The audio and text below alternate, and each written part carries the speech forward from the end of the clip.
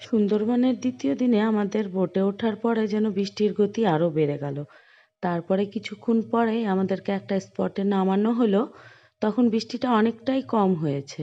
আমরাও ছাতা নিয়ে বেরিয়ে পড়লাম বাঘ দেখার উদ্দেশ্যে, কিন্তু বাঘ তো দেখতে পেলাম না। এখানে কচ্ছপও দেখতে পেলাম না। এখানে কচ্ছপ পালন করা হয়, কুমির পালন করা হয় বলল। তো যেগুলো ওখানে রাখা ছিল এমনি পাথরের, সেগুলোই দেখলাম। আর ওয়াচ টাওয়ারের উপরে গেলাম যদি কিছু দেখতে পাই। বৃষ্টির জন্য তো কোনো বাঘই আসবে না জল খেতে, তাই উপর থেকে উপরের দৃশ্যগুলো দেখেই নেমে আসলাম। নেমে আসার সময় এই ফাঁকা জায়গা দেখার কি ভিড়, আমরা আর বেরিয়ে আসতে পারছিলাম না। সবার মাথায় তারপরে একটা করে ছাতা, আরও যেন ভিড়। আর চলে আসার পরেই আমাদেরকে খাবার দিয়ে দিল। আজকের খাবার ছিল লুচি, আলুর তরকারি আর একটা করে মিষ্টি।